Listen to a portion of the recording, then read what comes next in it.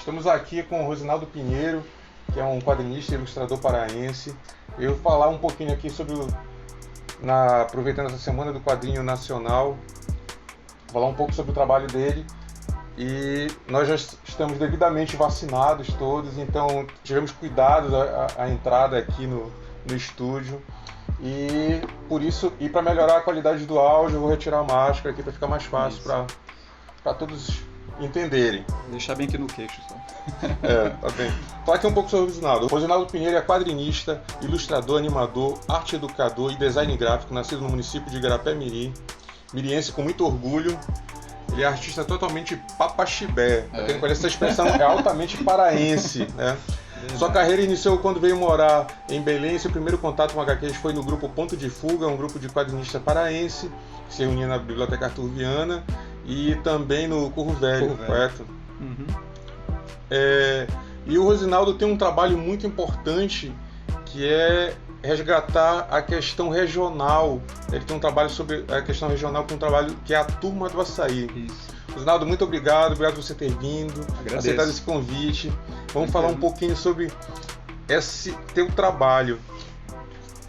Basicamente, com essa dica, você pode falar um pouco sobre você primeiro e a gente vai dando prosseguimento às perguntas. Não, tranquilo. Em primeiro lugar, quero agradecer, pela oportunidade de poder estar aqui.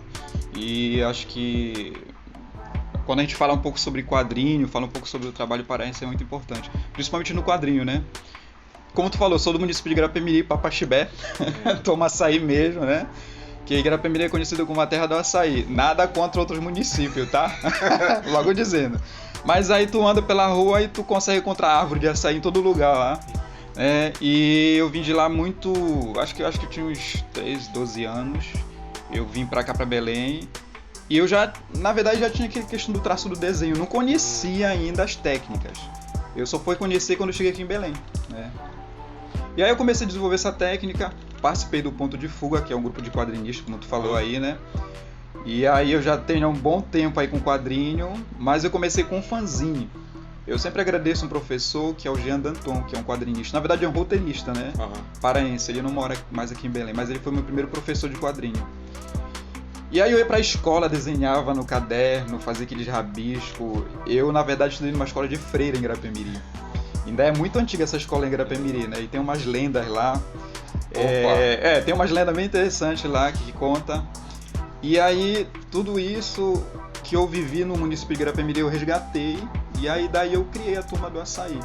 Que na realidade a Turma do Açaí é a minha família, né? Isso já era uma pergunta. Mas aí já entra nessa... então aproveitando essa deixa, me fala um pouco, né? A Turma do Açaí identifica elementos...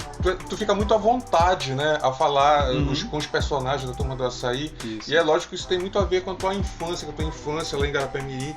E isso é muito presente no teu quadrinho. A minha pergunta fala aqui pra gente, né? Tudo é inspirado na tua família ou tu elementos que assim é inspirado na comunidade, outras situações que tu vê que tu presenciou na tua infância? Olha, eu peguei muito da minha infância e da minha família, porque na verdade eu vivia na rua, brincando, descalço, e brincava pira, bola, e aproveitava a minha infância, né? Deixar claro que isso na época era possível e também para nossa realidade. Isso. Nossa realidade agora é totalmente diferente, né? Eu acho que eu posso dizer para ti que eu tive uma infância muito boa, né? Porque eu vivi isso. E aí, se tu me perguntar como foi que eu tive essa coisa do desenho, assim, né? Mas a minha inspiração foi minha família mesmo, né? O Açaí, na verdade, era um sobrinho meu, que era um garotinho, nasci bem moreninho, né? E aí, o menino era uma pestinha em pessoa, né? Era uma pimentinha. Mas aí, eu adaptei pro açaizinho, coloquei o nome de Açaí. Mas se fosse contar a verdadeira história do Açaí, da realidade como ele era, retratando, não ia pra frente isso. Porque na época, olha, a molecada era totalmente diferente, né? E o que aconteceu? Eu me inspirei no cotidiano e também da minha família. Muitos dos personagens, a metade são da minha família. Meu avô, minha avó também, que já faleceu faz muito tempo, minha mãe, meu tio, toda essa galera aí me inspirou a criar a Turma do Açaí. Legal, Eu vejo também no teu trabalho, Rosinaldo, que tem uma inspiração clara do Maurício de Souza, né? Eu sei que, assim, algumas pessoas, eu já vi muitas críticas sobre o trabalho do Maurício de Souza como se ele tivesse ficado no passado, que eu acho uma grande mentira, né? Porque eu vejo que ele se adapta muito, ele sempre está se modernizando. Prova que ele está há tantos anos no mercado e tantos trabalhos aí, inclusive trabalhos premiados recentemente, né? Então ele sempre inventa. E eu notei que eu noto no teu trabalho assim, uma forte influência, como uma influência minha também. Eu falo assim, é uma influência tua, mas é uma influência minha também, que eu uso muito dos recursos que ele próprio desenvolveu, eu uso também muito desses recursos. E fala um pouco disso.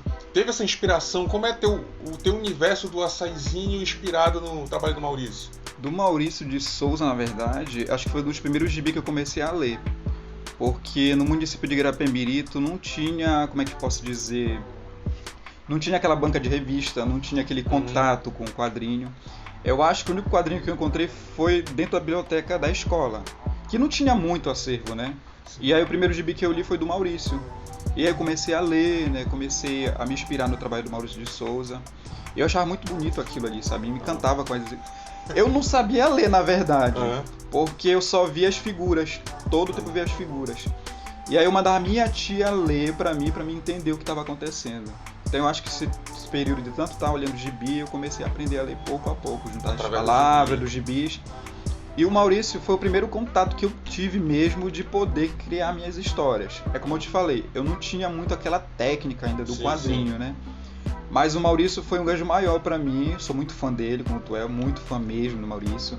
E tu percebe que o meu quadrinho, ele tem muita identificação com o próprio Maurício, porque as cores, aquela árvore lá que tu vê, do jeito como é feito. É uma escola, né? É uma escola. Então assim, eu adaptei isso pra minha realidade, porque... Diferente da Turma da Mônica, que na verdade são ribeirinhos, né? É uma história que conta um pouco sobre ribeirinhos. Mas o Maurício foi uma pessoa que me inspirou muito, eu sou fã dele. Já falei com ele pessoalmente, né? E aí foi muito bacana, mas é uma pessoa muito atenciosa, ele conversa, ele fala algumas coisas interessantes. E tem cada experiência com o Maurício que eu vou até... Depois eu vou falar com mais calma. Não, então a gente volta.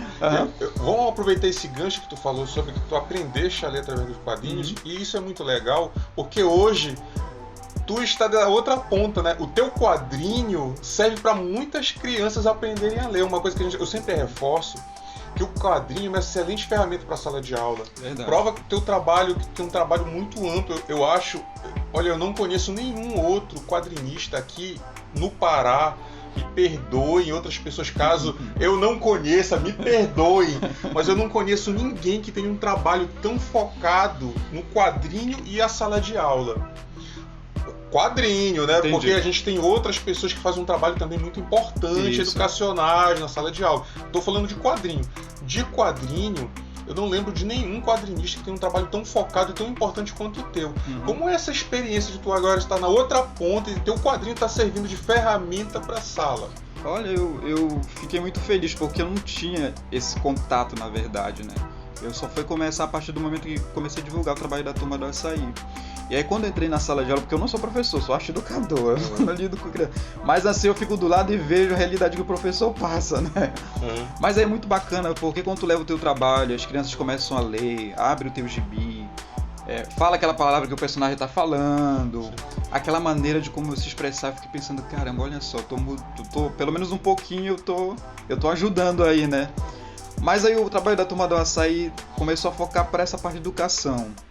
Aí eu vou nas escolas, falo um pouco sobre o trabalho de quadrinho, porque a gente sabe que o quadrinho, o pessoal fala que não é literatura, mas é também, né? E aí eu fico muito feliz, porque além de eu ir lá, eu aprendo, tá entendendo? Porque a gente não sabe de tudo, né? A gente sempre tá aprendendo. E isso me dá mais inspiração para criar coisas novas para a Turma do Açaí. E agora eu tô mais focado assim, dentro da sala de aula, porque às vezes os professores me convidam, né? O Rosinaldo, vem aqui, fala um pouco sobre a Turma do Açaí, a questão da linguagem que está se perdendo, eu acho isso uma maravilha, né? Muito bacana. Uma forma até de resgatar o nosso linguajar, que é tão característico, né? Existe, quando nós saímos aqui do estado, é uma coisa interessante quando a gente vai para outras praças e a gente comenta, até a própria divulgação que a gente tem do trabalho na internet, já passou por mim, assim, várias pessoas me perguntam, o que significa o té doida?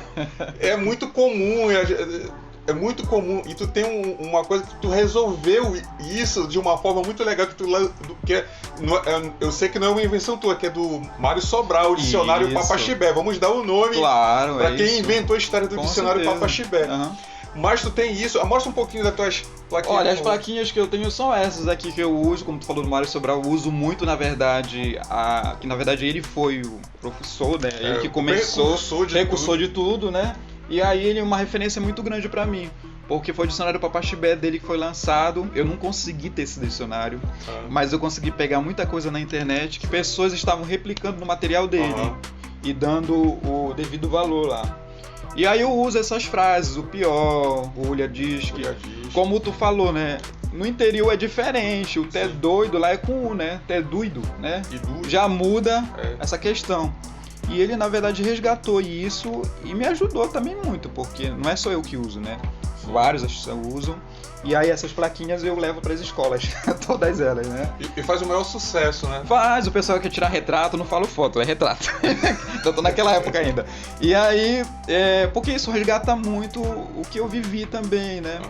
E ele trouxe isso, que eu achei uma maravilha. E engraçado que eu tava na Feira do Livro, eu jamais imaginei que eu ia encontrar ele na Feira do Livro. Tava lá com a minha mesinha lá, e aparece um senhor de cadeira de roda, né? Falei, olha, turma do açaí, eu sou fã, não sei o que, olha que legal, que bacana, olha, eu posso autografar a sua revista, eu vou levar, tal. Quando ele falou o nome dele, eu falei, eu não acredito, é mesmo, é ele mesmo. Aí eu peguei, dei de graça a revista pra ele, autografei, toma, pode levar, bati uma foto com ele, um retrato com ele. E aí, cara, eu sempre falo dele quando vou nas escolas, a minha referência é ele, porque foi ele que começou, né, o dicionário. Eu acho que, se eu me engano, acho que são os 4 dicionários que já foram lançados. O último agora, né? Que teve um que lançou agora. Ele lançou o último livro dele. Eu não sei se é compilado. Eu acho que talvez tenha sido um compilado. Ele lançou, né? Um compilado. Foi numa feira, acho que no Paraler que a gente participou. Ele lançou esse livro. 2019. 19, eu acho que foi 19. Isso. Mas, cara, pra mim, não só eu, como várias outras pessoas, todo mundo tá valorizando essa linguagem, tá trazendo isso através de quadrinhos, da literatura, e ele é uma referência, né? E, Rosinaldo, aproveitando isso, falando sobre a Feira do Livro, né? A Feira do Livro é uma importante ação do governo, né, para disseminar literatura no estado, né? E em 2019 foi a primeira vez que ela abriu um espaço para o quadrinista, né? Porque antes o que acontecia? A Feira do Livro ela pegava e abria estandes para grandes distribuidoras, para abrir estandes em geral, né? Para distribuidora, para livreiros. E esses livreiros, quando tinham alguma identidade com quadrinho, trazia quadrinho, né? Eu lembro que já veio Panini, já veio vários livreiros de outros estados trazendo quadrinho que abastecia aqui a gente com novidades. Só que em 2019, esses livreiros que se identificavam com quadrinho não trouxeram nada. E em 2019, a feira abriu espaço pela primeira vez para o quadrinho regional. Isso que foi muito legal. Bacana. E tu teve teu espaço lá. Tu me disse sobre como foi isso para o teu trabalho, de que forma impactou no teu trabalho, de que forma isso agregou mais ações, né? Porque para as pessoas tiveram mais um retorno, as pessoas conheceram mais o teu trabalho a partir da Feira do Livro. Olha, a feira ela é muito importante, principalmente pra gente, né? Porque, como tu falou, nesse período aí que já participei de muitas feiras do livro, né? Sempre tinha esses livreiros que vinham de fora, né? E às vezes eles traziam até quadrinistas de fora para participar. Nunca teve nenhum espaço assim, pro próprio quadrinista paraense. E aí, como eu participava, na verdade, das primeiras feiras, eu pegava o meu gibi e ficava andando pela feira, sabe? Ou se tinha algum lugar para me ficar, eu ficava ali sentado no meu canto, ia lá no espaço, lá, seja na parte da Seduc ou algum local que estava expondo o livro. Tem como fazer um espaçozinho para mim poder divulgar meu trabalho e tal. E a primeira vez, né, tivemos um espaço que aí deu pra gente poder divulgar nosso trabalho. Eu achei por um lado bom, porque eu acho que eu divulguei meu trabalho, não só eu, como vários artistas lá, né? Mas eu posso falar uma criticazinha, né? Claro, porque, claro. Na realidade, a gente ficou num espaço em que as pessoas não estavam visualizando a gente ali. Muitas pessoas conhecem a Turma do Açaí, falaram, mas eu não te vi lá, eu entrei na feira e não te vi. Só que a gente estava fora, né? E aí as pessoas queriam comprar o material e aí às vezes me ligavam, olha, eu tô aqui, que o pessoal tá aqui nesse espaço, né? Mas foi bom porque as pessoas começaram a conhecer não só meu trabalho, como o trabalho de todos os quadrinistas paraenses, né? Que eu achei muito bacana isso. E aí, esse ano agora, a gente não teve espaço, porque a gente tem que se virar nos 30. Mas a gente entendeu por essa questão da pandemia, né, que teve, e aí não teve todo esse espaço pra gente mostrar nosso trabalho. Mas aí eu fiquei muito feliz, porque aí eu pude divulgar mais, as pessoas iam lá, né, compravam material pra gente lá, e aí também vinha pessoas de umas escolas que eu não conhecia, me convidavam para me poder participar. Olha, poxa, vamos levar teu trabalho para lá, tal, convidando. Eu achei muito interessante. A Feira do Livro é muito importante pra gente que é quadrinista, né? E claro que a gente tem que ter um espaço ali, né, pra gente poder divulgar, porque não é só eu, tem vários quadrinistas aí, né? Sim. O teu trabalho é muito divulgado em rede social, né? Eu vejo que tu sempre tá antenado, tem algumas mudanças, tu criou aqueles stickers da Turma do Açaí, tu cria muita coisa assim voltado para o público, para grupos de rede social. Então, como tu acha essa nova ferramenta de divulgação que é a rede social? Tu acha que essa nova ferramenta para o quadrinista? Acho que é muito importante essa ferramenta, né? Eu era zero de internet, na verdade, eu não conhecia nada, cara. Na verdade, eu só desenhava mesmo, fazia os papeizinhos ali, montava o meu gibi e vendia. R$1, 50 centavos, quando eu ia lá para o Centur, ou até mesmo quando eu andava pela rua, né, com os meus amigos. E aí eu comecei, eu acho que foi em 2000, né, 2001, como que surgiu o negócio da questão do boom da internet, né? Sim. 2000 pra cá, né? 2000 pra cá. Não tinha nem computador, eu usava um espaço que ficava ali perto de casa, que era um espaço ali de tecnologia, ali na Perimetral. Serpro. Era o Serpro, isso, eu usava o Serpro. Aí eu ia pra lá usar o computador. Eu acho que eu andava os 3 quarteirões, né? Quase até assaltado eu ia ser, porque andar naquele horário, meio-dia ali, né? Então só tinha um horário para poder estar naquele espaço e imprimir pelo menos umas 3 cópias. Eu fiz amizade com a moça de lá, com a senhora que cuidava do espaço. E eu comecei a ter um acesso à internet. Pra te ver que eu comecei a usar o Linux para colorir material que eu não tinha a menor ideia o que. Porque eles usavam um sistema que é do Linux, né? Gratuito e tal, que tem todas aquelas normas, eu fiquei usando muito lá. E daí eu comecei a ter acesso à internet. Fiz um blog, o blog tá no ar, faz um bom tempo. E aí eu comecei a divulgar. Não conheci o Facebook, só foi conhecer o Facebook depois. Não tinha celular, de jeito nenhum. Nessa época não era nem Facebook, era Orkut. Não, era Orkut, na verdade. Era Orkut. Mas aí meu trabalho começou a ser divulgado pelo Blogspot. E aí começou a jogar por lá. Aí teve a questão do Orkut, né? Eu botava a carinha do açaí ali, falava algumas coisinhas, mas não tive todo aquele boom antes. Eu acho que só começou a fazer sucesso quando começou a ter o Facebook. Que aí eu comecei a colorir os quadrinhos e jogar pra internet. Teve uma primeira tirinha que eu coloquei, foi uma polêmica muito grande. Que aí foi até engraçado, porque quando eu coloquei essa tirinha, as pessoas começaram a curtir. Primeira tirinha, eu falei, caramba, já tá dando certo, o pessoal tá começando a curtir, compartilhar. E aí pronto, comecei a jogar, tal, não sei o que. E aí isso me ajudou bastante, porque comecei a divulgar. Aí eu comecei a falar, poxa, agora eu vou começar a divulgar e me dedicar a fazer isso. Não tinha computador, mas ia lá no Serpro. E aí eu comecei a colorir o material, né? Começou a divulgar, as pessoas começaram a curtir. Mas isso não veio imediato, assim, postou e as pessoas começaram a me chamar. Não, demorou um bom tempo até as pessoas conhecerem e saber como era o meu trabalho, né? Mas a rede social ajuda muito, bastante. Eu comecei a fazer os stickers, figurinhas, como tu falou, que na verdade não foi naquela época, foi agora, mais atualmente, né? Que aí eu comecei a ter a ideia de como era a internet, né? Sim. É porque é importante a gente estar renovando, né? Isso. Renovando as coisas assim. Vai evoluindo, a gente tá evoluindo. Com certeza. Também. Eu acho bem legal que também, né, tem um cara que produz toda uma...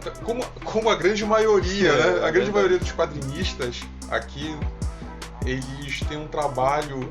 A grande maioria, com certeza, tem um trabalho totalmente independente, né? Ou seja, prepara a arte, ele mesmo pega e faz a diagramação, né? Prepara a arte, diagrama, e ele mesmo imprime. Né? E isso é um processo totalmente independente, foge das grandes editoras, né? E como é a tua produção? também? Tu faz todo... Aproveita e amostra o material que tu trouxeste. Eu não trouxe todas as revistas, porque aí eu trouxe algumas. Essa daqui eu acho que foi a última, né? Foi sobre a questão da pandemia, né? Educação no tempo de pandemia. Eu tô falando sobre educação, né? Que a gente tá envolvido. E aí foi feita uma professora de Bragança. Só que essa professora veio falecer de Covid, né? Ela fez um trabalho todo em cima de todo o trabalho em cima disso. A história seria: Rosinaldo, eu sou uma professora, me coloca como personagem, como se a gente estivesse dando aula lá na ilha onde está o açaizinho lá, para conseguir entrar em contato com a internet. E é interessante dessa história... Já o EAD, né? Isso, EAD. Mas é muito legal porque, na verdade, qual era a história? Não tinha como ter um acesso à internet, o sinal, aí ele subiu nas árvores para poder pegar o sinal e a professora começava a dar aula pela internet. E aí é bem educativo. Esse daqui, na verdade, é o último que saiu. E qual é o processo? Eu desenho tudo no papel A4, direitinho. Eu não uso caneta digital, sou meio arcaico ainda. Não é porque eu não quero. É o estilo. É porque eu gosto dessa maneira. Eu gosto de pegar o papel, desenhar mesmo. Pego a caneta nanquim e cubro por cima. Aí, quando não tem scanner, eu uso o aplicativo do celular. Eu bato uma foto e aí eu transfiro pro computador e limpo tudinho. Agora tem aplicativo muito bom, né, que dá pra poder fazer isso. Tem scanner no celular. Beleza. E aí eu vou trabalhando, colorindo, dependendo, na verdade, da história, dependendo do roteiro, como essa daqui do tempo de pandemia, mas eu acho que se contar, uns 5 exemplares já produzi. Mas não é revistinha assim, que são historinhas do dia a dia. São, assim, material educativo, que o pessoal me chama, e aí eu produzo material igual esse da professora, né? Que foi um trabalho bem legal, mas aí veio acontecer esse pequeno detalhe, né? Que eu acho que, poxa, fiquei muito triste. Mas aí saiu um trabalho muito legal e uma homenagem, né, que eu fiz pra ela, né? Desse trabalho aqui. Não deixou o trabalho terminar, né? Não deixei, sabe? O trabalho terminar, teve um apoio, porque pra gente conseguir imprimir esse material tem que ter apoio. É uma dificuldade muito grande, o pessoal acha que... eu fiz um gibizinho, puxa, tá muito caro o teu gibi. Não é isso, o problema é que não tem como a gente imprimir esse material e o custo é muito caro, na verdade. E a gente vende, quando a gente vende, a gente precisa ter o dinheiro para novamente imprimir o material. Sim, às vezes as pessoas não compreendem, né? Acham que pela forma de não ter sido feito numa grande gráfica, numa grande editora, e a gente cobrar o mesmo valor, acha, não, mas faz de forma artesanal, podia cobrar mais barato. Não vê que por trás é justamente o contrário. Verdade. Né? O custo é muito mais alto para a gente que produz pouco, eu quero dizer, né, tiragens, né, poucas tiragens. O custo é muito maior para quem produz poucas tiragens do que quem produz de grande escala, numa grande editora. E o custo editorial aqui no estado é um dos mais altos do Brasil, né? Devido à nossa localização, tem impostos. A gente poderia passar horas falando sobre esses problemas, sobre né? Mas esse não é o objetivo. Passar aqui pra cara de pupunha não saia. Se olha no rosto da gente, vai. 2, 3. Falando de cara de pupunha, né? Falar nisso, até o personagem eu criei, né? Você já criou o pupunha? Criei, tá lá, foi esse dia, só que eu não coloquei ainda aqui. Eu tô fazendo ainda o esboço dele, na verdade. Aí eu postei lá no Instagram, né? Aí eu falei, eu criar, porque falou tanto de pupunha, minha tia falou, a gente fica tudo suado, parece cara de pupunha. E aí eu fiz um personagem que toda hora ele tá suando. Tu sabia que esse negócio de falar sobre o suor, né? Que é uma coisa bem... O termo breado, né? Breado, tá todo breado, todo, né? Breado. Eu demorei muito tempo pra saber o que era breado, sabe? Mas o cara tá todo breado. Aí eu ficava imaginando várias coisas, eu não sabia, tinha vergonha de perguntar o que era. Até que um dia eu cheguei num trabalho super suado, né? Todo coisa. Leonardo tá todo breado. Aí eu disse, agora eu já sei. É então, isso aí. Breado. O nosso linguajar é muito característico, né? E cada região... É uma coisa diferente. É uma coisa diferente. Eu achei legal que tu falaste sobre o té doido, né? Que aqui é muito forte a gente falar o té doido, né? Aqui na capital. A gente dá essa sonoridade pro né? Doidé. Mas outras regiões, assim, não muito longe aqui da capital, como Igarapé-Miri e Cametá também, que é muito forte. É muito forte. É o Teduide. Teduido. Teduido. Tem uma característica, assim, um muda, né? É a mesma expressão, tem o mesmo significado, mas Só a pronúncia, muda, a sonoridade muda. Esse teduido. Isso. E pro oeste do Pará ela não é muito usado. Pois é. Ela já é muito forte o égua. O égua eles usam O égua é bastante. muito forte para lá, assim como nós usamos aqui. Uhum. E em Abaetetuba, que é muito próximo de Garapé-Miri também, e tem um jeito de falar. Uma maneira forte, né? uma pontuação muito grave, Isso. algumas frases muito com U, né? Eu não vou imitar porque senão eu vou ser péssimo, ainda vão ficar com raiva de mim, mas tem um linguajar bem legal. Bem pesado. Legal. Falando nisso, tu também tem um trabalho muito legal de animação, né? Isso. E tu procura usar essa forma de falar no açaizinho, assim, bem característica. Olha, eu até que uso, né? Porque minha história com animação eu comecei, na verdade... Eu já era fã de desenho animado, né? Mas aí teve muitos cursos aí pelo Instituto de Arte do Pará, que vieram, pessoal, Casa das Artes. E aí eu comecei a participar dessas oficinas de animação e comecei a aprender algumas técnicas de animação. E aí eu comecei a criar essas animações, experimentos, usando os programas como o Flash, esses programas básicos assim, né? Como eu te falei, eu ainda estava em processo de conhecer a tecnologia, porque eu não tinha a menor ideia o que era, né? Não sou crente de tecnologia. O que eu faço é fazer o material, editar o meu livrinho lá, e as tirinhas e colocar na internet. Mas eu uso, até mesmo usei agora uma que foi pelo Fisco, né? Sim. Que aí eu tive uma parceria com eles. E aí eles chegaram comigo, viram, tem até um fã da turma da Açaí lá no Fisco, que é o Sérgio Bastos. O Sérgio Bastos, que fazia aquelas charginhas Belém tem disso, né? Isso. Até na cultura ele exibia esse material. Eu acho muito bacana o trabalho dele. Eu não sabia que ele era fã. Sou muito fã do teu trabalho, Rosinaldo. E aí ele me veio com essa ideia, o projeto, levei, ele gostou. E aí fiz o roteiro junto com um amigo meu. Eu não tinha ideia de como eu poderia fazer isso, porque eu não sabia como é que funcionava. Eles me deram algumas informações, aí eu fui estudando e a gente foi montando um roteiro, né? Mas foi bacana, porque aí eu tive todo aquele cuidado da linguagem. Porque qual era a ideia? É que tivesse a linguagem regional. Se fosse contratar o Maurício para produzir isso, meu amigo, não ia ter a mesma coisa, né? Mas o custo, para a questão do custo também. Mas aí foi muito bacana, porque aí a gente convidou pessoas que são daqui de Belém. É difícil encontrar uma criança para poder dublar, né? Não tem. E aí a gente contratou vários artistas, na verdade, atores paraenses aqui. Até o Filé, né? Que é um artista paraense, que acho que o pessoal conhece ele. Ele fez teste para fazer as vozes, né? Teve uma que eu não me recordo o nome agora, mas acho que é a Adriana, se eu tiver errado, mas aí eu acho que é a Adriana o nome dela. Ela fez a dublagem da Preguiça do Catalenda, daqueles bonequinhos, né? Sim. E aí ela fez a voz do Açaí. E ela fez a do Açaí, do personagem Açaizinho, e fez a voz também da irmã do Açaizinho. Mas ficou tão engraçado porque ela pegou aquela coisa do moleque, né? E aí ela fez uma coisa bem regional. Que a gente queria mesmo que a linguagem estivesse ali. O Açaí chegando, falando égua, até doido, de rocha, falando essas frases, né, que todo mundo tem. Ou o cheirinho do ver-o-peso, quando ele chega ali no ver-o-peso. A história é que o Açaí, junto com uma professora que leva eles para fazer um passeio em Belém, ensina eles a questão do dinheiro, como é que funciona exatamente a questão do dinheiro, para onde vai, como é que a prefeitura usa. Eu sei que é muito bacana. Foi um trabalho que tinha que passar uma mensagem para a empresa que estava contratando, mas sem perder a característica do personagem. Sem perder. E aí, o pessoal lá do Fisco, eles tiveram muito cuidado com isso. Eles foram no dia lá com a gente, o rapaz que foi responsável, viram o teste, viram como era que estava sendo feito, se tinha alguma coisa errada de fazer uma correção.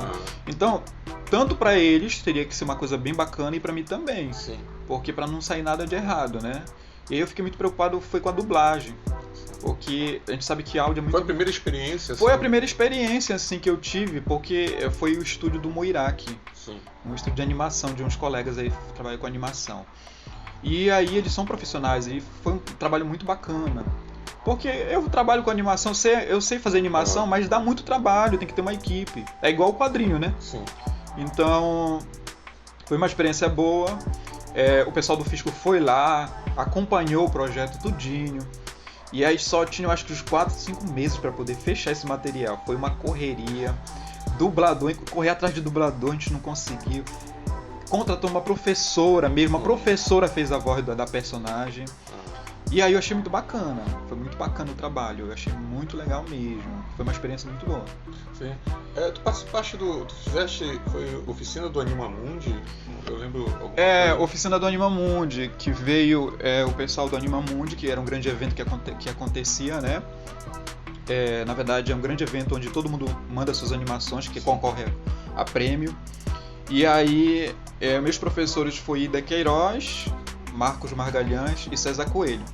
O César Coelho que fazia a abertura da Globo, que era aquelas animações, sim, né? sim. Teve uma série chamada A Muralha, eu acho, e ele fazia todas aquelas as aberturas da Globo. E da Queiroz trabalhava com decupagem, de edição. E o Marco Margalhães, ele é um grande animador, né? Ele fez um filme chamado Animando. Fez vários trabalhos aí, ele foi pra fora. E aí ensinou algumas técnicas sobre stop motion. Que é bem legal. E cara, foi muito bacana a experiência. Eu acho que eu fiz todos os Animamundos. Toda vez que vinham pra cá, eu já tava lá também. Foi uma experiência boa, porque eles mostraram muitas técnicas muito interessantes, sabe? E aí isso me ajudou a produzir minhas próprias animações, que era um sonho, né? Aí eu aprendi técnica de stop motion com papel, com areia. Depois eu viajei pro Rio de Janeiro, que eu consegui um apoio através do pessoal ali da FIEPA, que na época eu imprimi o material da turma do Acei por lá. E aí eu viajei pra lá. E quando eu viajei pra lá, foi interessante. Só uma palestra era R$400 pra ficar. E eu fui era nem beira, foi eu mais um amigo meu, né? Mas já foi sabendo que era assim? Não, eu soube na hora, eu fui sabendo na hora quando eu cheguei lá.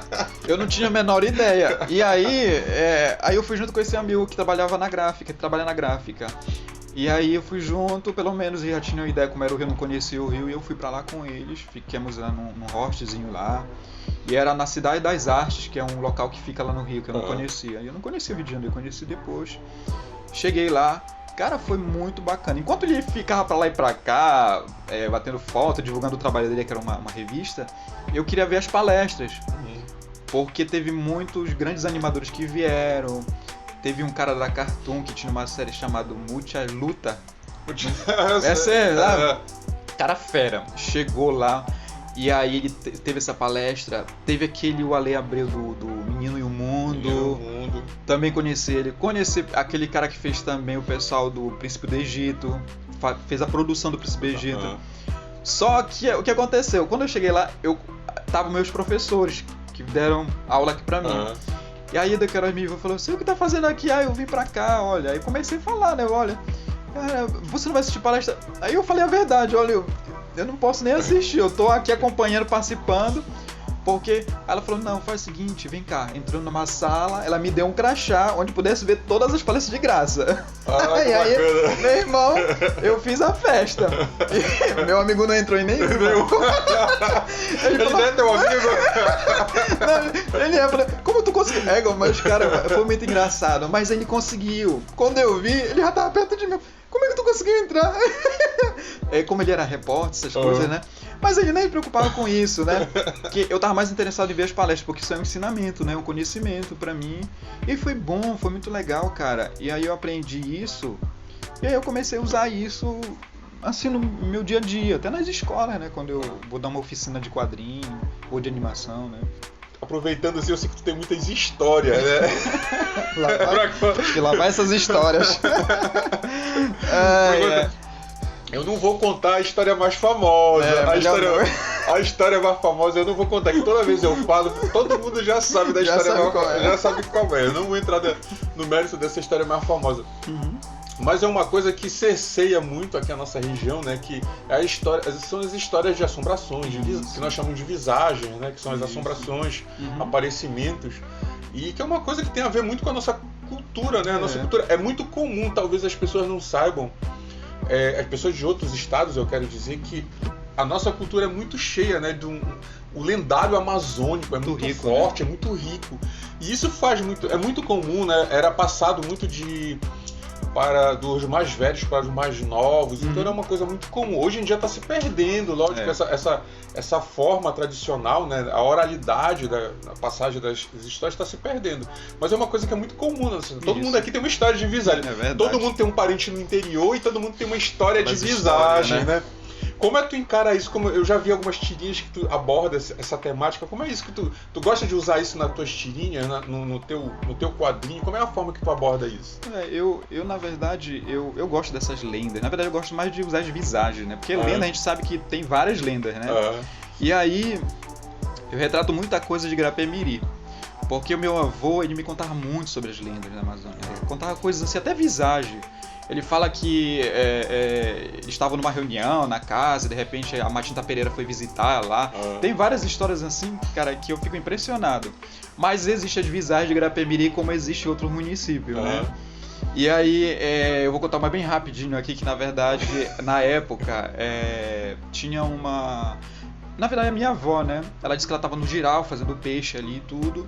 E veio uma mulher lá no meio do mato mesmo. Veio andando na direção dela e falou, boa tarde e tal. Oi, comadre e tal. Você tem um tabaco, uma coisa, um cafezinho e tal. Olha, e a minha avó falou, eu não tenho por enquanto, mas vem aqui depois que a gente consegue.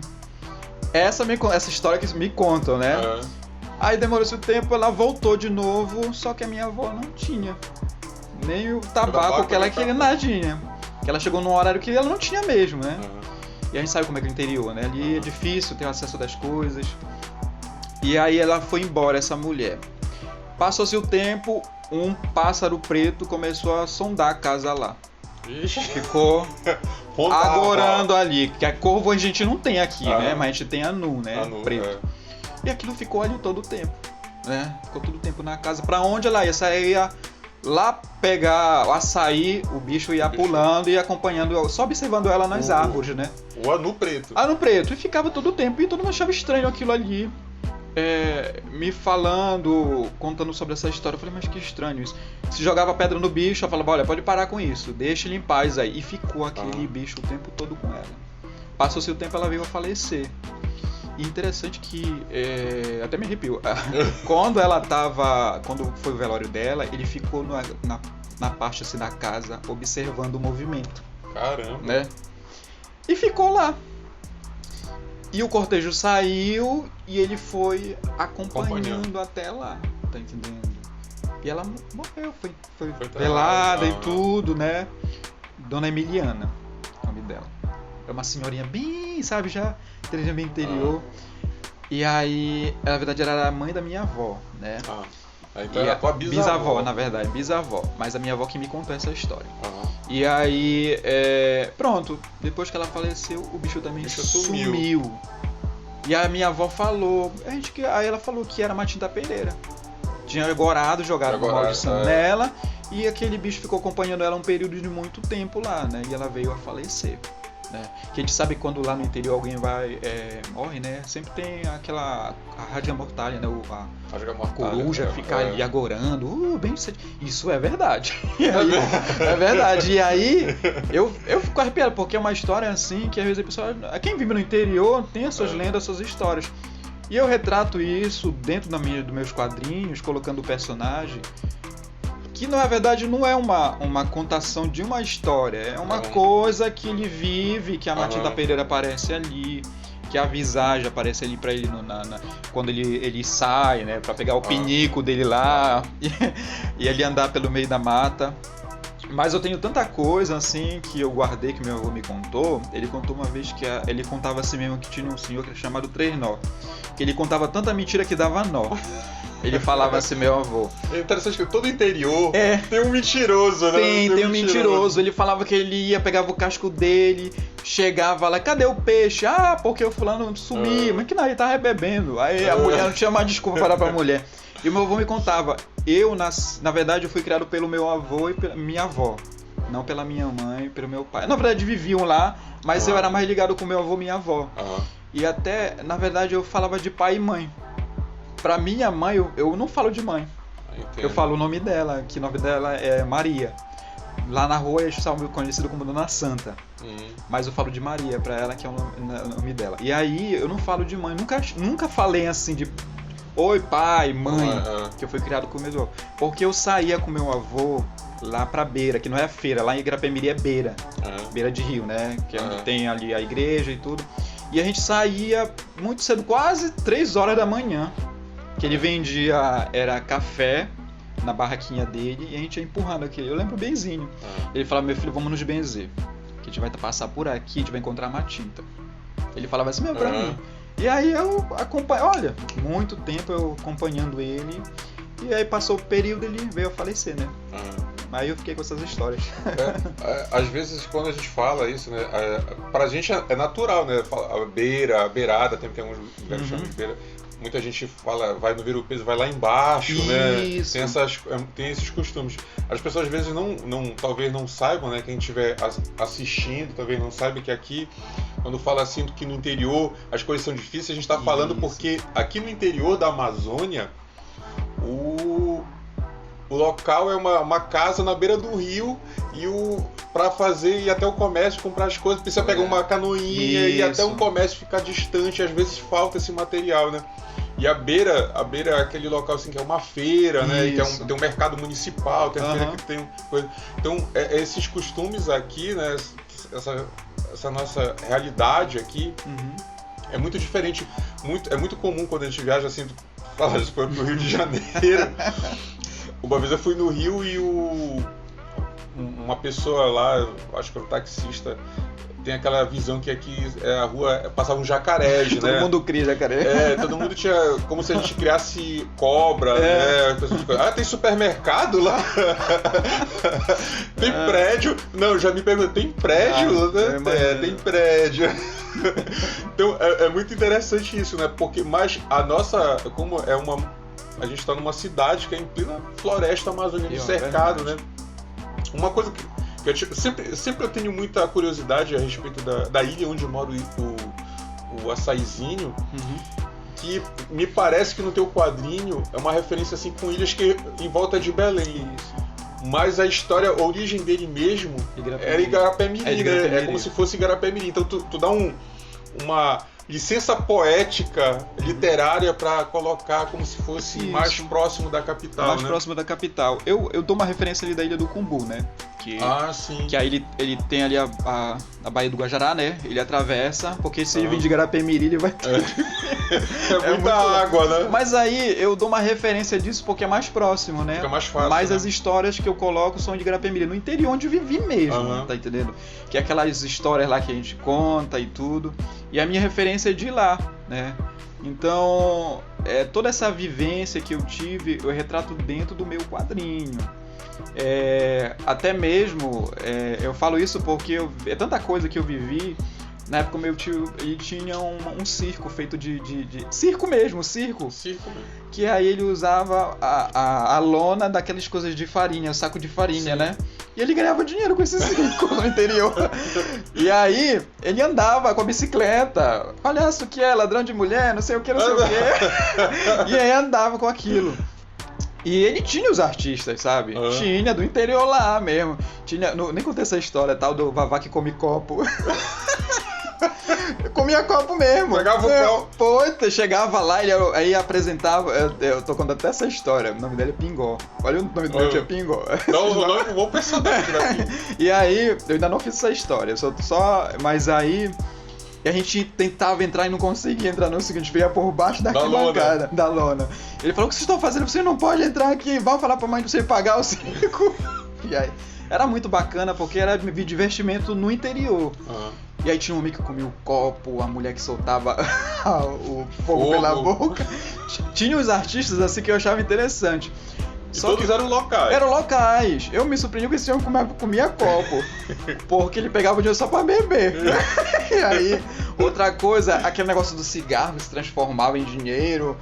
Eu era moleque, falava, mas como é que faz isso? A gente tentava fazer isso na casa e não conseguia, sabe? Pegava de cigarro do meu tio, roubava pra ver se molhava lá e nada. Então, tudo isso aí, eu trouxe da minha infância, tá entendendo?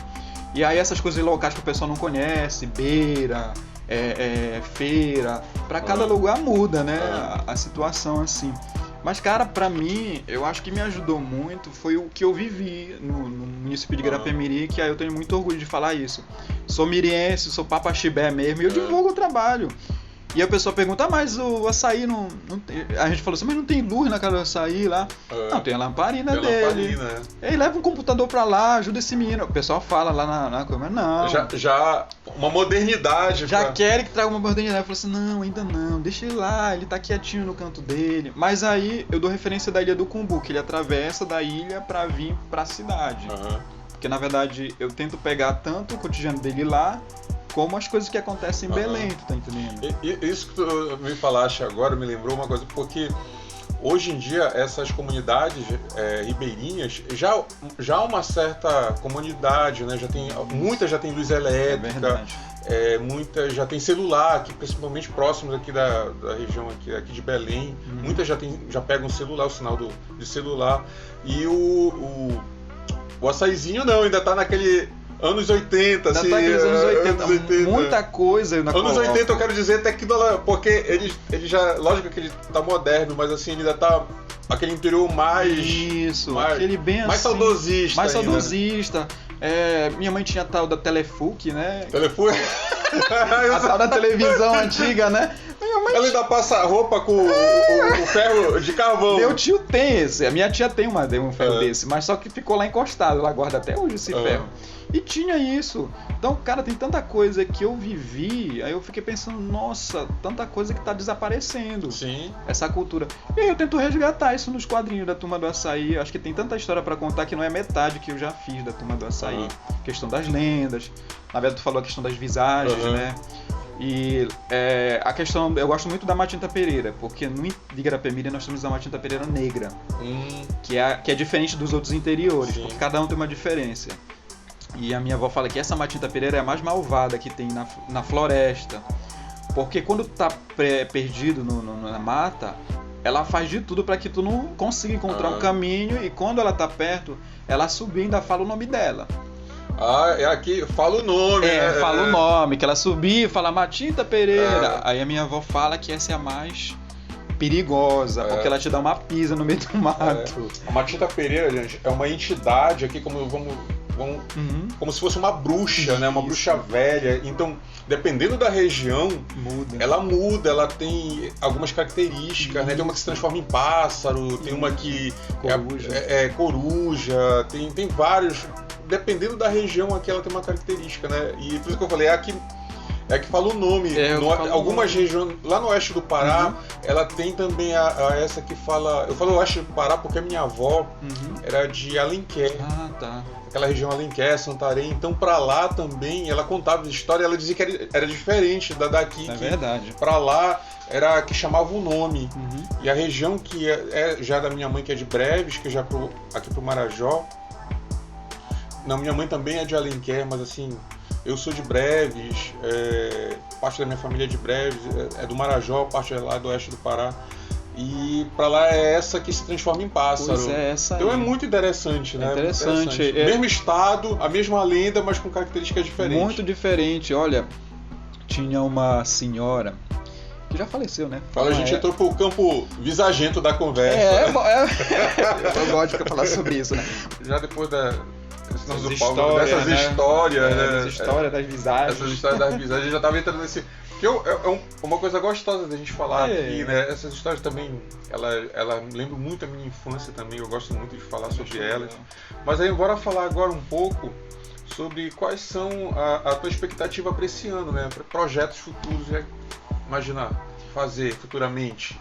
Olha, nesse ano que passou foi uma dificuldade muito grande, né? Porque a questão da pandemia, a gente ainda nessa situação aí e não está sendo fácil.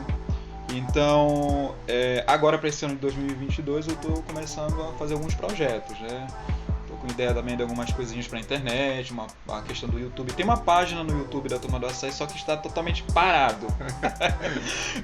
Até que tem algumas curtidas lá que eu estou vendo, mas aí são coisas que eu tinha colocado, como animação, né?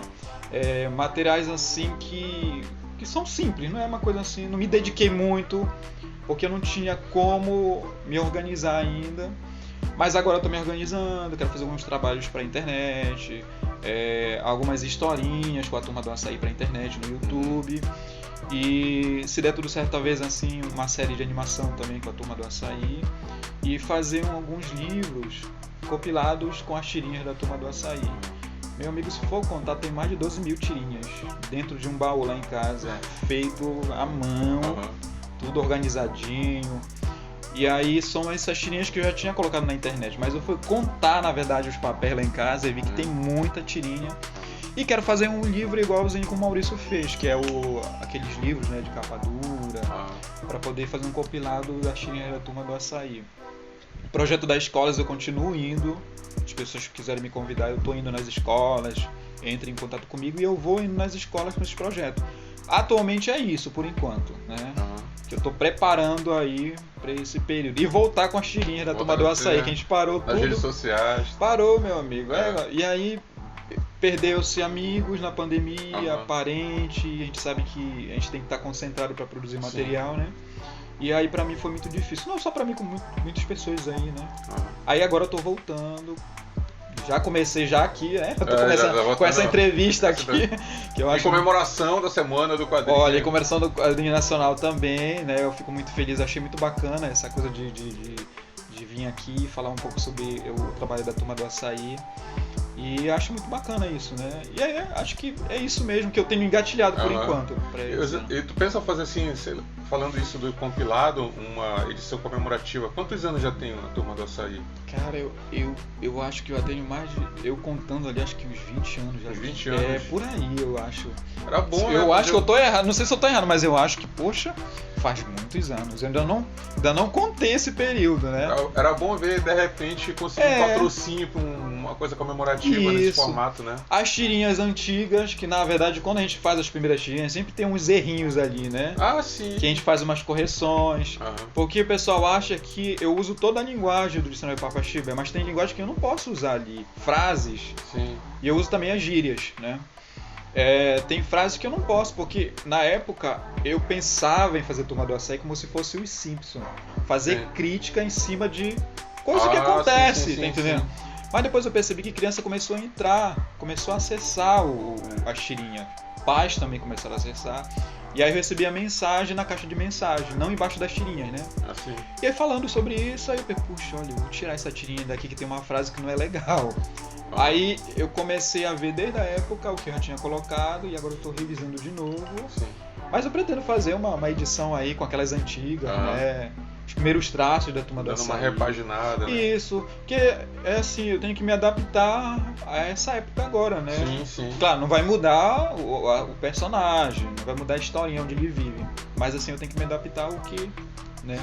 Porque algumas coisas a gente vão mudando, alguns conceitos vão mudando algumas situações e a gente tem que se adaptar a isso também, né? Principalmente para a escola, né? Principalmente para a escola, né? isso. E é um processo de amadurecimento também, né? O personagem, eu acho que todo mundo que constrói um personagem passa por um processo de amadurecimento também, né? Isso. Ele vai tendo novas realidades, novas situações, ele vai conseguir colocando isso também no quadrinho. Olha, tem um material, eu vou falando sobre escola, né? Esse material aqui, que na verdade é um seminário, né, que aconteceu sobre linguística, cultura e tecnologia.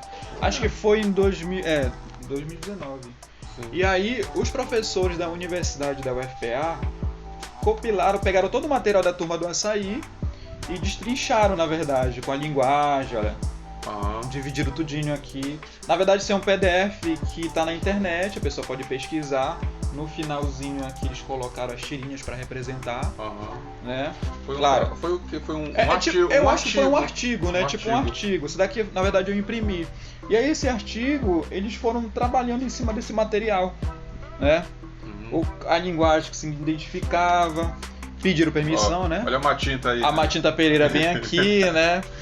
E aí, esse material é muito rico, assim, para professor, né, que queira usar. Isso é importante. De repente, quem quiser pode até entrar em contato comigo, que eu posso mandar em PDF esse material. E eu achei muito importante isso aqui.